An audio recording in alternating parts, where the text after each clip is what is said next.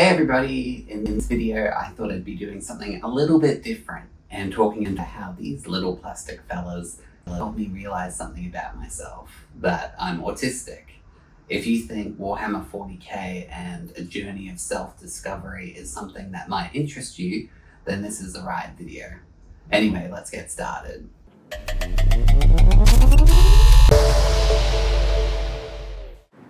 So I'm NFI Hammer, and if you haven't been to the channel before, this channel is a safe space for people who are thinking about joining the hobby or are beginners in the hobby, and they want to see sort of more genuine, realistic painting done by beginners. A lot of YouTube videos are fantastic and wonderful, but their level of expertise and painting quality is just phenomenal. And for myself, I found that really intimidating when I was thinking about joining the hobby. So I wanted to kind of show more realistic painting that you could expect as a beginner. Anyway, this video, as I said before, is a little bit different, where I'm actually going to talk about myself and how the Warhammer 40k hobby helped me understand who I was in a way that I was totally not expecting. But yeah, disclaimer, this is not medical advice. You should go, speak to practitioners and stuff if you are thinking about autism diagnosis. But self-diagnosis is valid as well, but recommend you do a lot of research. So anyway, let's get started in it. So as autism is a disorder that manifests in childhood, it's kind of important to notice these trends or patterns of behavior starting really early in life. So for this video, I'll be sharing some personal things around what I was like as a child, and then how I got to being a 30-something Warhammer 40k addict and realizing this connection the whole time. So one of the common traits is sort of like unusual play. So rather than, playing with other children or like that sort of socializing thing, as a child, I generally loved just to be sitting in my room by myself for hours and hours, all day even, just like playing with my little Lego figurines. I would build these fantasy worlds and create these narratives and stories, but just with these plastic toys. And I think that, Warhammer, obviously in the hobby, you can do the same thing. You spend hours, cutting and building these models out of, plastic sprues and then priming them and painting them and then, playing with them on the tabletop and stuff. So it's kind of that childhood experience, but a bit more advanced, and you're using sharp objects and spray cans and stuff like that. And another thing is I also like to just sort and collect things. So for example, the Lego that I was talking about, I would spend hours just putting all the blue bricks together and all the red bricks together, and just like, and then the next day I might sort them all by different sizes, being like, okay, all the 2x2 bricks go here, all the 3 ones, and there's that sort of sorting collection thing. And again, you can see here with all my Warhammer units, like I like to put them all together and display them, and that to me is a really fun aspect of the hobby. And it goes further than just like Lego. Like when Pokemon was first released, my friend and I, we would spend hours just, collecting all of the Pokemon in our Game Boys, trading them all, and then the Pokemon cards as well. We can see some here. We used to love collecting, sorting, all that sort of stuff. And to me, that whole sort of structured grouping, collecting behavior is something that is part of like the autism spectrum for some people. As it is a spectrum, not everybody has every attribute. It's kind of like, they call it a spiky profile. So some people might be more in one thing and less in another, and that sort of behavior. But going back to Warhammer and Pokemon and how it's all connected, when I started going to high school, I realized that, I wanted to fit in, because I'd always struggled with fitting in. I always struggled making, big groups of friends and, understanding social cues and stuff like that. So those aspects of myself around collecting, around playing by myself, and that sort of make-believe world, I suppressed those parts of myself. I was like, oh yeah, I don't care about Pokemon. I don't care about, toys and stuff. I'm a real teen boy. And so I really kind of lost those aspects of myself. And I just was trying so desperately to fit in. And I didn't want to kind of be interested in any hobbies that might flag to somebody, hey, this guy's different. Like, look at this guy, he's a weirdo. And I think around this time was actually when I first, came across Warhammer. Like, it wasn't super popular where I was growing up in Queensland. And I think I was in a shopping center and I saw all these Warhammer figurines at the store, and I was like, whoa, this is super cool. Like, I love science fiction. I loved, like the Foundation novels. I loved the intricate connected universe of it. One thing in autistic people can be like fantasy worlds and these really convoluted interconnected storylines, and the Warhammer universe, because it's so vast and so huge, really like scratches that itch.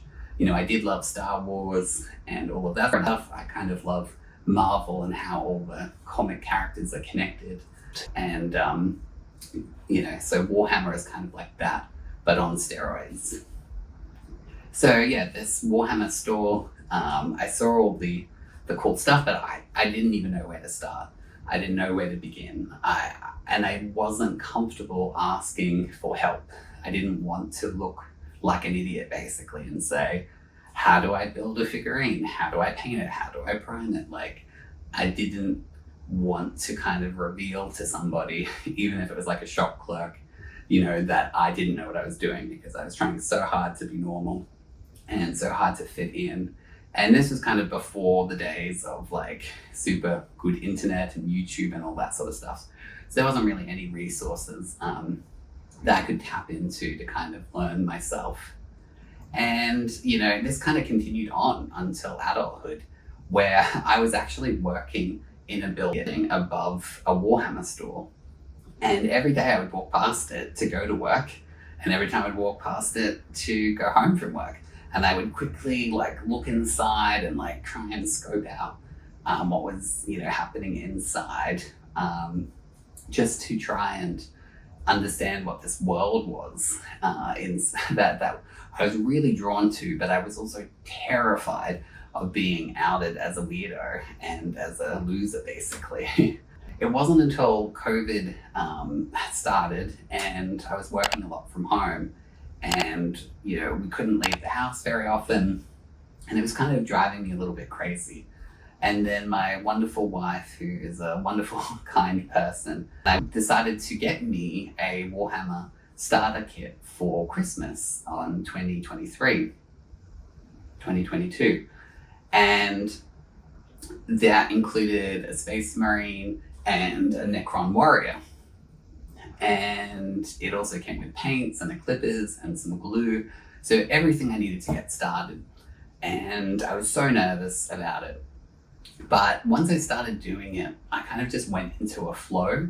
Like with autism, sometimes there's a thing called hyperfixation or hyperfocus, where you sort of lose time.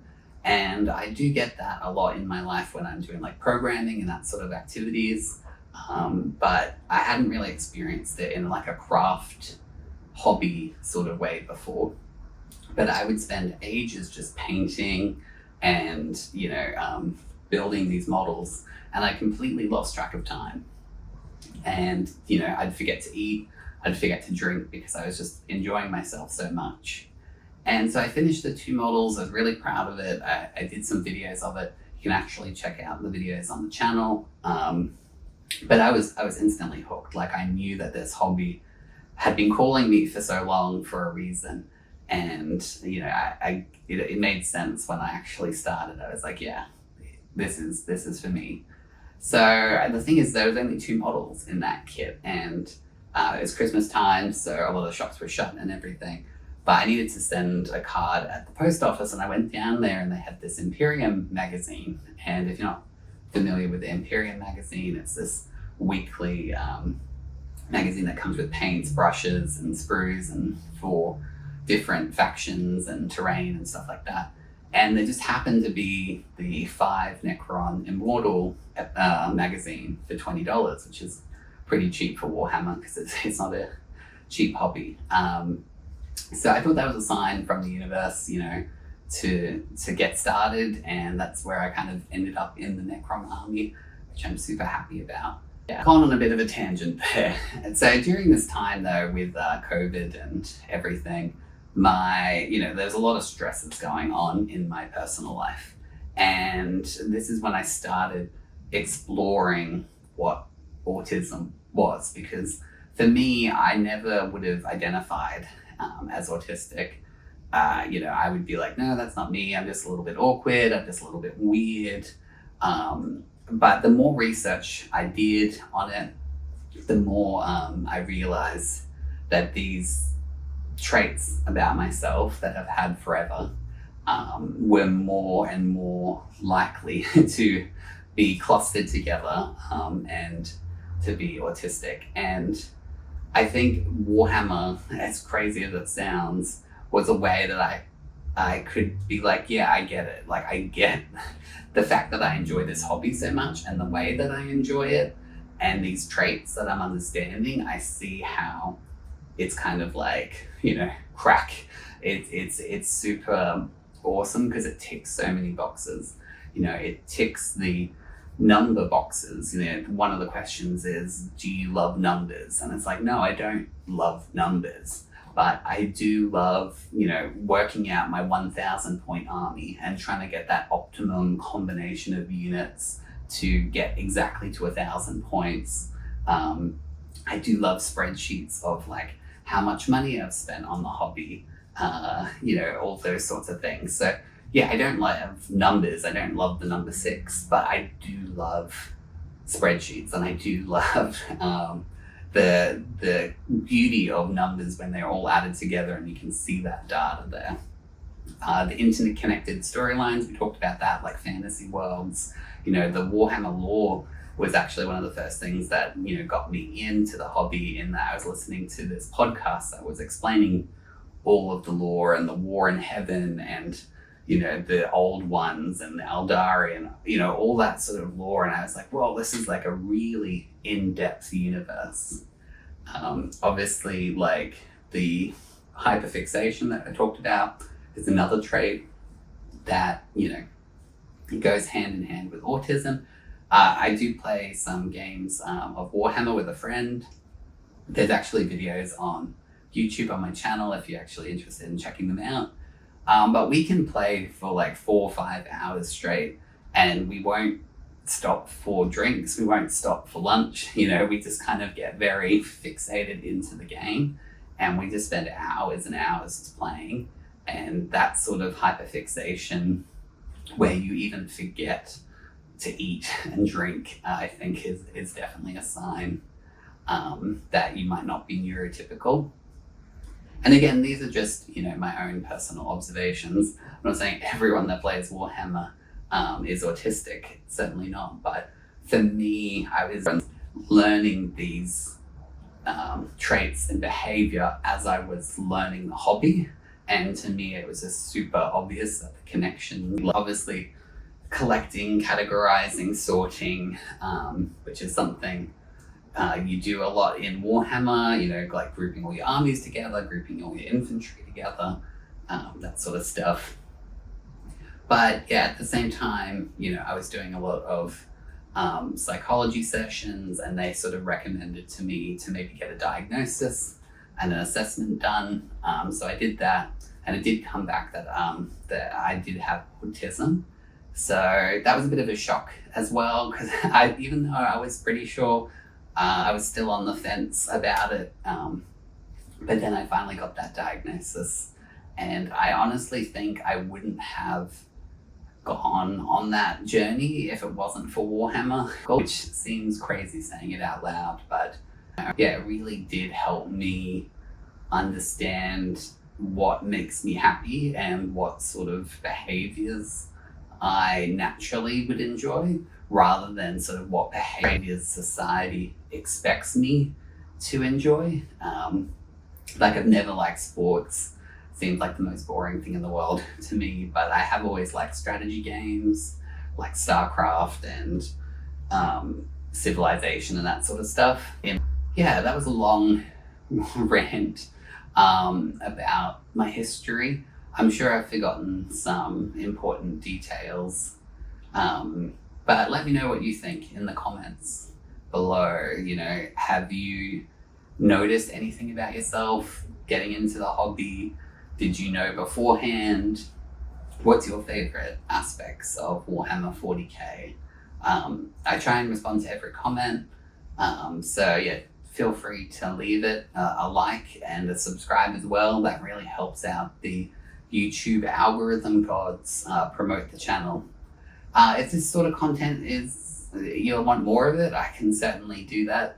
Otherwise, yeah, if you prefer me just sticking to the painting, I can do that as well. Anyway, thanks for listening. I think it was good to unload and get a lot of this stuff off my chest. Anyway, until next time, see you later. Bye.